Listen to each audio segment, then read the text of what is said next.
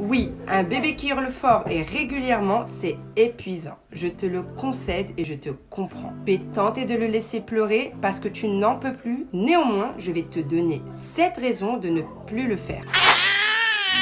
Premièrement, non, il ne fait pas ses poumons comme la légende le dit. Des études ont montré qu'un bébé qui pleure longtemps voit son rythme cardiaque augmenter dangereusement et son taux d'oxygène diminuer dans le sang. Deuxièmement, un bébé ne pleure jamais sans raison. Il ne sait ni parler ni marcher. Il dépend entièrement de l'adulte pour survivre physiologiquement mais aussi psychologiquement. Il a besoin de lui pour l'aider à calmer ses angoisses qu'il ne peut pas gérer tout seul. Troisièmement, et bien justement en parlant d'angoisse, laisser pleurer bébé fait augmenter son stress et donc son niveau de cortisol. Cette hormone va avoir à la longue un impact destructeur sur son cerveau en pleine maturation. Quatrièmement, laisser pleurer un bébé va briser la confiance qu'il a en l'adulte. Il intègre que personne ne se soucie réellement de ses besoins et qu'il ne peut pas avoir confiance en l'adulte pour l'aider, ce qui risque d'entraver la communication qu'il aura avec les autres plus tard. Cinquièmement, cela peut avoir des conséquences psychiques qui se répercuteront jusqu'à l'âge adulte, comme par exemple développer des troubles de l'anxiété, des symptômes dépressifs et des problèmes affectifs. Sixièmement, le laisser pleurer ne le rendra pas plus indépendant plus tard. C'est justement en se sentant sécurisé par la présence d'un adulte répondant à ses appels qu'il sera confiant plus tard pour s'élancer dans la vie. Et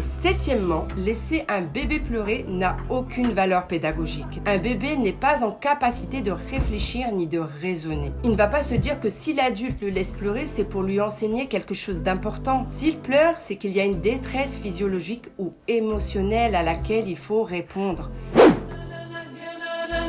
Bien sûr, s'occuper d'un bébé n'est pas une mince affaire. Et c'est pour cela qu'Allah Ta'ala a demandé aux croyants d'accorder une place d'honneur aux parents. Qu'Allah facilite toutes les mamans. Pour mettre un pied dans la parentalité intelligente, gagner en positivité et nourrir la foi de ton enfant, clique sur le lien dans la bio et inscris-toi au défi 13 jours. Abonne-toi pour plus de vidéos.